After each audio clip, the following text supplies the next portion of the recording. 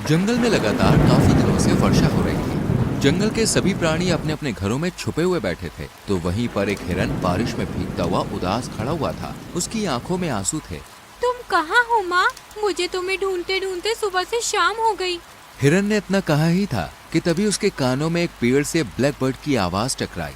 क्या हुआ? तुम यहाँ पर बारिश में क्यों भीग रहे हो? तुम बीमार पड़ जाओगे। मेरी माँ पता नहीं कहाँ चली गई है। मैं सुबह से उसे तलाश रहा हूँ। ये तो बहुत ही गंभीर बात है। शाम भी होने वाली है। तुम्हारी माँ का पता अगर कोई बता सकता है तो वो तालाब के अंदर रहने वाला एक मगरमच्छ है। चलो मेरे साथ, वो तुम्हारी मदद जरूर करेगा। ब्लैक बर्ड की बात सुनकर हिरन बुरी तरह से डरता हुआ बोला, पागल हो गई हो क्या? वो मगरमच्छ मुझे खा जाएगा। अरे वो और मगरमच्छों की तरह नहीं है, बल्कि वो एक साधु मगरमच्छ है। तुम नहीं जानते, उसे भूत भविष्य वर्तमान सबका ज्ञान है। बहुत बड़ा ज्ञानी मगरमच्छ है। तुम एक बार मेरे साथ चलकर तो देखो। हिरन के पास ब्लैक बर्ड की बात मानने के अलावा और कोई भी चारा नहीं था। वो ब्लैक बर्ड के साथ सीधे तालाब के किनारे चला गया। तभी तालाब के अंदर से एक मगरमच्छ निकल आया और हिरन की ओर देखकर बोला, मैं जानता हूँ कि तुम अपनी माँ को तलाश रहे हो, जो कि सुबह से गायब है। आपको कैसे पता? क्योंकि मैं कोई मामूली मगरमच्छ नहीं हूँ, बल्कि मैं साधु मगरमच्छ हूँ। मैं जानता हूँ कि तुम्हारी माँ इस समय कहाँ है। तो मुझे बताइए साधु मगरमच्छ, मेरी माँ कहाँ है? मैं बहुत ज्यादा चिंता में हूँ। जाओ, जंगल के राजा शेर की गुफा के पास तुम्हारी माँ बैठी हुई है, वहीं रो रही है वो। मगरमच्छ ने इतना कहा ही था कि तभी हिरन दौड़ते हुए शेर की गुफा के पास पहुंच गया। उसने देखा कि उसकी माँ बारिश में भीगती हुई बैठी हुई रो रही थी। अपने बेटे को देखकर हिरनी रोती हुई बोली, तुम कहाँ थे बेटा? मैं तुम्हें सुबह से तलाश रही हूँ। मैं भी आपको तलाश रहा हूँ माँ। तुमने मुझे कैसे ढूंढा बेटा? भला उस साधु मगरमच्छ का, उसने मुझे बताया कि आप यहाँ हैं। अगले दिन हिरन ने सारे जंगल में ढिंढोरा पीट दिया कि जंगल में एक साधु मगरमच्छ आया हुआ है, जो बहुत बड़ा ज्ञानी है। रानू चिड़िया और मीनू मौसी बारिश में आराम से अपने घर पर बैठी हुई बातें कर रही थी कि तभी एक कबूतर उड़ता हुआ उनके पास आकर बोला, क्या आप दोनों ने कोई खबर सुनी है? कौन सी खबर? हमारे जंगल में एक साधु मगरमच्छ आया है, जो बहुत बड़ा ज्ञानी है। इतना बोलकर कबूतर ने हिरन के साथ हुई सारी घटना रानू चिड़िया और मीनू मौसी को बताई। रानू चिड़िया हंसते हुए कबूतर की ओर देखकर बोली, ऐसा कुछ नहीं होता, सिर्फ एक इत्तेफाक होगा। मगरमच्छ कभी साधु नहीं बनते। मैं तो इस बात पर विश्वास करता हूँ। इतना बोलकर कबूतर वहाँ से चला गया। इधर वही हिरन अपने घर पर अपनी माँ के साथ बैठा हुआ था कि तभी उसका दोस्त खरगोश वहाँ पर आकर अपने दोस्त हिरन से बोला, सारे जंगल में अफवाह फैली हुई है, क्या वो सच है? हाँ बिल्कुल सच है। मैं अपनी माँ के लिए बहुत परेशान हो रहा था। भला हो साधु मगरमच्छ का, जिसने मुझे बता दिया, वरना पता नहीं क्या होता। मुझे भी उस साधु मगरमच्छ के पास ले चलो। क्यों, तुम्हारा क्या खो गया है? मेरा कुछ खोया तो नहीं है, परंतु मैं अपना भविष्य जानना चाहता हूँ कि मैं अपने जीवन में कब जंगल का सबसे धनवान खरगोश बनूंगा। ये सुनकर हिरन चौंकते हुए बोला, अगर तुम्हारी किस्मत में धनवान बनना लिखा होगा तो मुझे विश्वास है कि साधु मगरमच्छ तुम्हें जरूर बताएंगे। चलो मेरे साथ। कुछ ही देर में हिरन खरगोश को लेकर साधु मगरमच्छ के पास पहुंच गया। मगरमच्छ खरगोश की ओर देखकर बोला, क्यों आए हो तुम यहाँ पर? मुझे अपना भविष्य जानना है कि मैं जंगल का सबसे धनवान खरगोश कब बनूंगा। मगरमच्छ खरगोश को बड़े ही गौर से देखते हुए बोला, धनवान तुम बाद में बनना, पहले अपनी जान बचाओ। ये सुनकर खरगोश पूरी तरह से चौंक पड़ा। तो तुम कहना क्या चाहते हो साधु मगरमच्छ?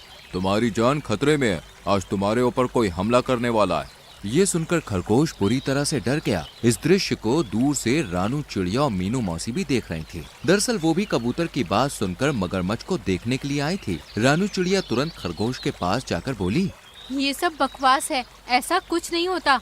तुम्हें इस मगरमच्छ की बातों में आने की कोई आवश्यकता नहीं है। नहीं नहीं, इनकी बातों में सच्चाई है। मुझे तो अब डर लग रहा है। मैं आज सारा दिन अपने घर से बाहर ही नहीं निकलूंगा। इतना बोलकर खरगोश वहाँ से दौड़ता हुआ भाग गया। मीनू मौसी मगरमच्छ की ओर देखकर बोली, तुम तो इस जंगल के नहीं हो। तुम जहाँ से आए हो वहीं चले जाओ। हमारे जंगल में इस तरह की अराजकता और अफवाह मत फैलाओ, ये गलत है। मगर मगरमच्छ मीनू मौसी की बात सुनकर हंसते हुए तालाब के अंदर दोबारा घुस गया। ये देखकर मीनू मौसी और रानू चिड़िया बुरी तरह से क्रोधित होती हुई वहाँ से चली गई। उसी शाम खरगोश अपने घर के बाहर डरा सहमा बैठा हुआ था कि तभी एक लोमड़ी वहाँ पर आकर खरगोश की ओर देखकर बोली, बहुत ही दिनों से मुझे ताजे खरगोश की तलाश थी। अब तो मैं तुझे खाकर अपना पेट भरूंगी। इतना बोलकर लोमड़ी ने खरगोश के ऊपर हमला कर दिया। खरगोश तेजी से भागता हुआ सीधे रानू चिड़िया और मीनू मौसी के घर पर चला गया। खरगोश को घायल देखकर रानू चिड़िया घबराती हुई बोली, क्या बात है खरगोश, तुम इतने घबराए हुए क्यों हो? खरगोश सारी घटना के बारे में बताते हुए रानू चिड़िया से बोला, मगरमच्छ साधु ने जो भी बताया था वो सच निकला। कुछ देर पहले ही एक लोमड़ी ने मेरे ऊपर हमला किया। ये सुनकर मीनू मौसी बुरी तरह से चौंकती हुई बोली, क्या वो लोमड़ी हमारे जंगल की थी? मैंने उस लोमड़ी को कभी भी अपने जंगल में नहीं देखा, लेकिन एक बात तो सच है मीनू मौसी कि मगरमच्छ साधु जो भी बोलता है वो सच हो जाता है। इसका मतलब उसके अंदर कुछ न कुछ चमत्कारिक शक्तियाँ जरूर हैं। इतना बोलकर खरगोश वहाँ से चला गया। कुछ ही दिनों में ये खबर उड़ते उड़ते जंगल के शेर राजा तक पहुँच गई। शेर राजा अपने सलाहकार हाथी दादा से बोला, ये तुम क्या बकवास कर रहे हो? मैं सही कह रहा हूँ महाराज, मैंने यही सुना है। ठीक है, अगर ऐसी बात है तो हम उस साधु मगरमच्छ के पास जरूर जाएंगे। हम भी जानना चाहेंगे कि हमारे भविष्य में क्या लिखा है आगे। चलो मेरे साथ। शेर राजा कुछ ही देर में मगरमच्छ के पास पहुंच गया और बोला, मैंने सुना है कि तुम्हारे अंदर कुछ चमत्कारिक शक्तियां हैं और तुम एक साधु मगरमच्छ हो। आपने सही सुना है महाराज, मैं दूसरे जंगल में रहता था, फिर सोचा कि क्यों ना आपके जंगल में रहकर आपको भी अपने ज्ञान के बारे में कुछ बताया जाए। तो बताओ मेरा भविष्य क्या है?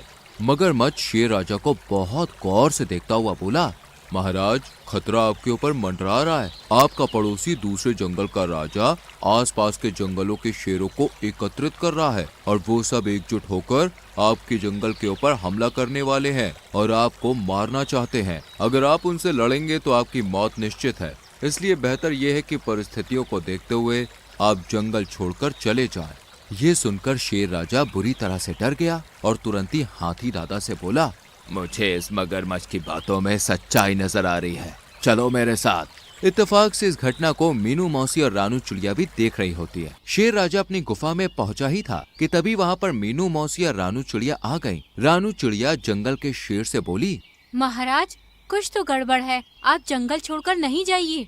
तुम कहना क्या चाहती हो रानू? तुम चाहती हो कि मैं दूसरे शेरों के हाथों मारा जाऊं?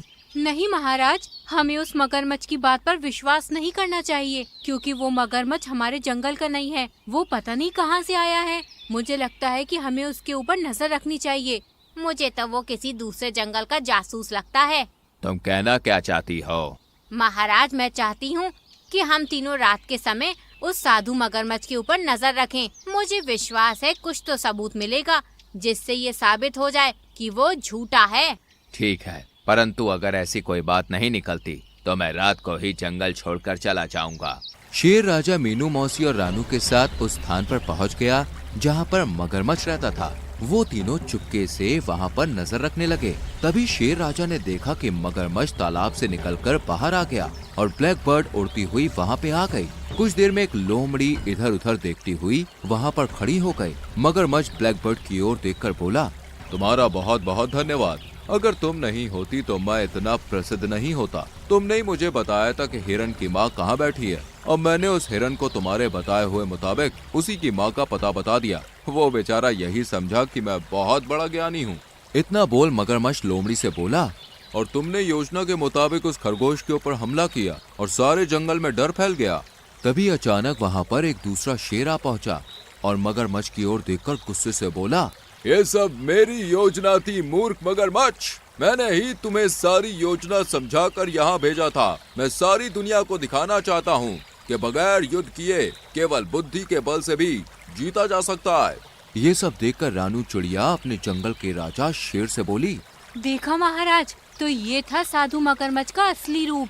तुम्हारा बहुत बहुत धन्यवाद मुझे यहाँ लाने के लिए, नहीं तो ये दूसरा शेर मेरे जंगल पर कब्जा कर लेता।